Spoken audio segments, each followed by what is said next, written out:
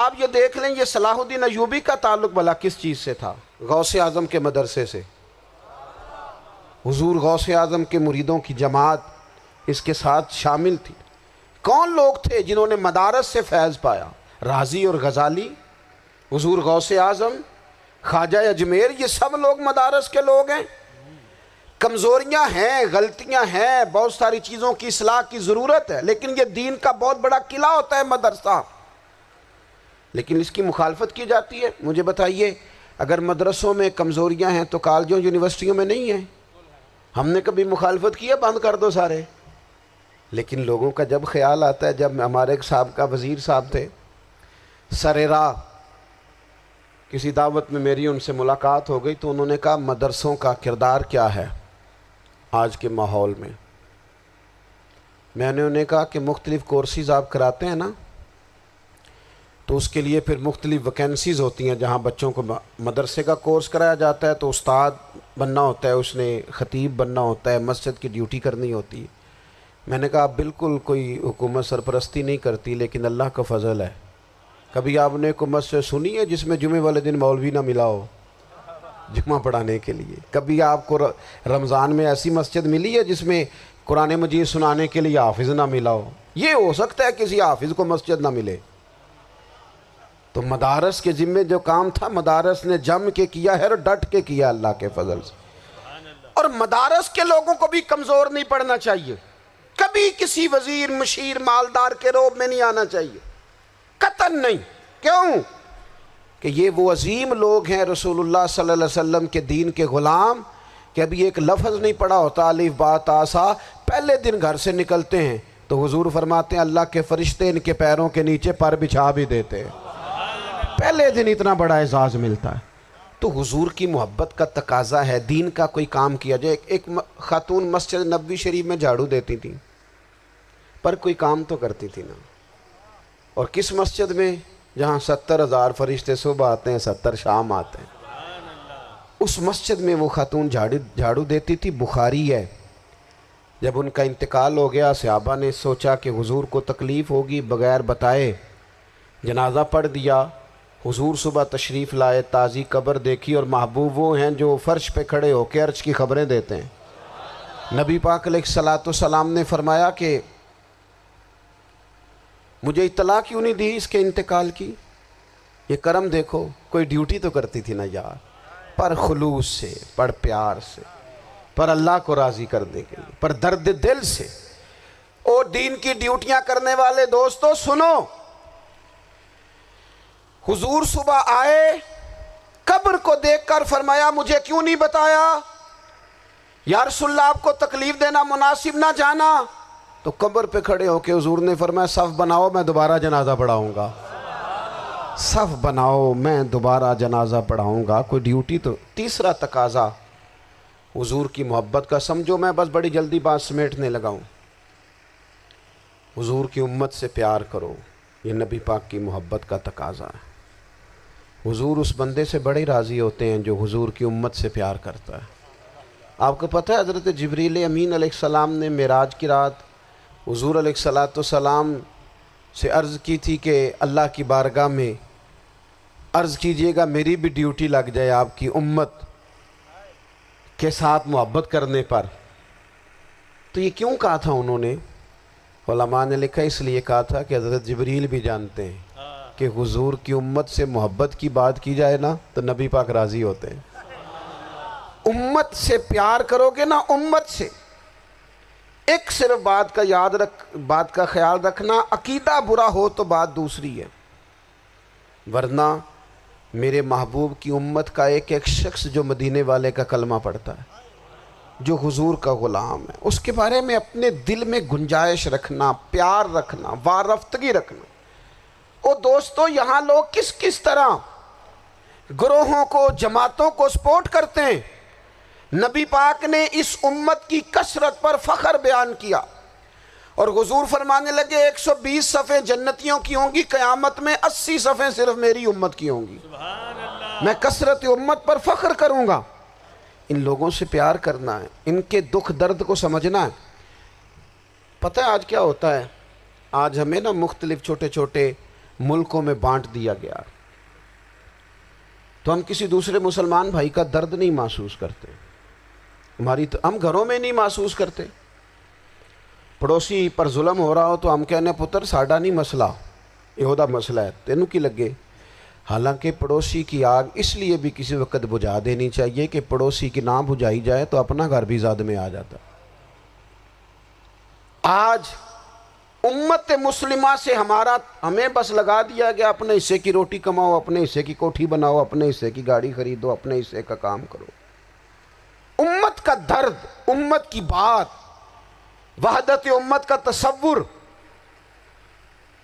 امت کا دوبارہ سے وہ شان، ارسل رسولہ بالہدی ودین الحق لیظہرہ علی الدین کلہ، وہ تصور کب ہوگا؟ اس وقت ہوگا جب ہم بات امت کی کریں گے۔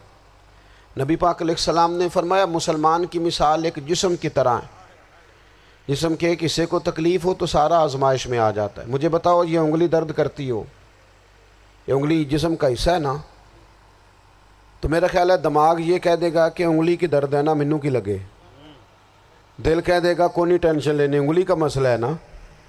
ایسا نہیں ہوتا، بلکہ جب انگلی میں درد ہوتی ہے تو دماغ منصوبہ بندی کرتا ہے کہ اس کا علاج کیسے ہو سکتا ہے، دل پریشان ہوتا ہے، پیر چل کے جاتے، ہاتھ وہ دوائی وصول کرتے، دانت اسے چبا کر، حلق اسے نگل کر، معدہ اسے ذخیرہ کر کے جسم میں پھیلاتا ہے، پھر جا کے انگلی شفا پذیر ہوتی ہے۔ ایک حصے کو درد ہو تو سارا حصہ کام پہ لگ جاتا ہے۔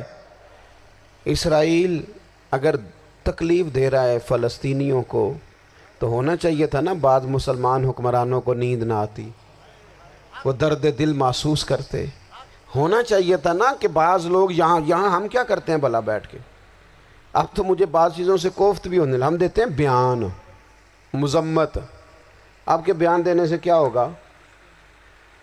فلانے نے بھی بیان دے دیا، فلانے نے بھی کلپ دے دیا، یہ کیا کر رہے ہیں؟ یہ تو آپ زندہ رہنا چاہتے ہیں۔ وہ جس طرح آج کل ہمارے ہاں بہت ساری چونکہ جماعتیں ہیں تو کشمیر ڈے آتا ہے نا تو مل کے ریلی نہیں نکالی جا سکتی، سوال نہیں پیدا ہوتا، کیونکہ ہمیں جماعتوں کو زندہ رکھنا ہے۔ اس جماعت کی خبر الگ لگنی چاہیے، اس جماعت کی خبر الگ، تو ایسے کوئی انقلاب آئے گا؟ یاد رکھنا امت کو پوری کو ایک طاقتور آواز بننا پڑے گا، ہمیں تھوڑا تھوڑا اوپر اٹھ کے سوچنا پڑے گا۔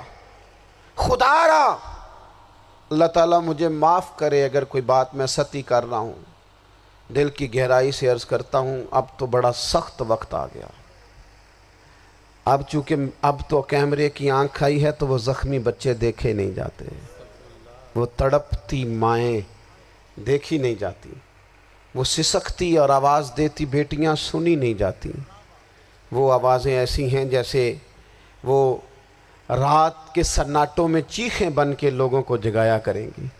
خدا را کچھ جرم ایسے ہوتے ہیں جن کی سزائیں بڑی سخت ہوتی ہیں، جن کی معافی بڑی مشکل سے ہوتی، اپنے اندر جذبہ ایمانی پیدا کریں۔ اور میرے دوستو بستر پر بھی تو لوگ ماری جایا کرتے ہیں نا، اپنی زندگی رسول اللہ صلی اللہ علیہ وسلم کے دین کے نام کرو، جذبہ جہاد، شوق شہادت اور عشق رسول، یہ عناصر ہیں جو امت مسلمہ کو پیروں پر کھڑا کریں گے۔ 2 منٹ کے لیے سوچو، امت اگر اسی طرح کٹتی رہی، پریشان رہی، دکھتی رہی اور باری باری کر کے، اقبال نے کیا کہا تھا؟ اس نے کہا تھا وطنوں میں، انہوں نے کہا تھا کہ ان تازہ خداؤں میں بڑا سب سے وطن ہے، جو پیرہن اس کا ہے وہ مذہب کا کفن ہے۔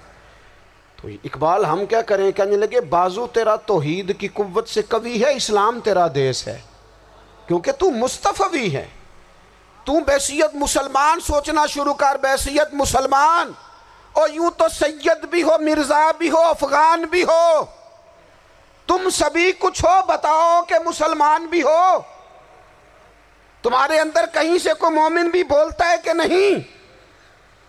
علاقائی تعصبات اور ملکی سرحدوں میں قید ہو جانے والوں، تم ایک نبی کی امت ہو، کیوں نہیں سمجھتے جب کشمیر کی بیٹی روتی ہے تو مدینے والے محبوب پاک علیہ السلام کی امت کی بیٹی روتی ہے، جب فلسطین کی بیٹی روتی ہے تو امت کی بیٹیاں روتی ہیں۔ خدا را کچھ درد دل اپنی طبیعت میں پیدا کریں۔ میں حکمرانوں کی بات نہیں کرتا، میں تو عام لوگوں سے ایسے تبصرے سنتا ہوں جو نہیں کرنے چاہیے۔ وہ نہیں جی نہیں، دوسرا رخ بھی دیکھو، عام آدمی اٹھ کے، عام لوگ بھی یہ خطرناک سوچیں اور ان سے خوفناک نتائج برآمد ہوں گے۔ تو 3 باتیں میں نے آپ کی خدمت میں عرض کی ہیں۔ ایک تو کوشش کریں اپنی زندگی کے اندر کہ زندگی کو سادہ کریں، پیسہ ضرور کمائیں لیکن پیسے سے پیار نہ کرو، پیار تو مدینے والے رسول سے کرنا۔ دولتیں، ہرس، ہوس، طمع، ان سے باہر آؤ۔ اور دوسری گزارش آپ کی خدمت میں یہ عرض کی ہے، کچھ نہ کچھ دین کا کام، اور اس میں بھی شہرتوں سے بچتے ہوئے، تصویروں سے بچتے ہوئے۔ میں ہر محفل میں شاید کہتا ہوں میری فوٹو آ رہی ہے اور لائیو آ رہا ہے اور فلاں ہو رہا ہے، لیکن اس محفل کا خوبصورت انسان وہ ہے جو سب سے پیچھے بیٹھا ہے، وہ کسی فوٹو کے لیے نہیں آیا۔ اور میں ڈھیر سارے لوگ دیکھ رہا ہوں، یہ جو آگے بیٹھ جاتے ہیں بعض اوقات 5 7 10 لوگ، یہ بڑی تصویر سازی کرتے ہیں، لیکن جو پیچھے بیٹھے ہوتے ہیں ان کی کوئی فوٹو نہیں آتی۔ اور میں نے بہت سارے لوگوں کو دیکھا ہے کبھی موبائل کو ہاتھ بھی نہیں لگاتے، لیکن جن کے لیے آئے ہیں انہیں تو پتہ ہے نا کون کون آیا ہے۔ اور کچھ دین کے لیے کریں۔ اور تیسری گزارش آپ کی خدمت میں یہ ہے کہ امت بن کر بھی ضرور سوچیں اور امت کے دکھوں کا مداوع بھی کریں اور امت مسلمہ کا درد بھی اپنے سینے میں ضرور محسوس کریں۔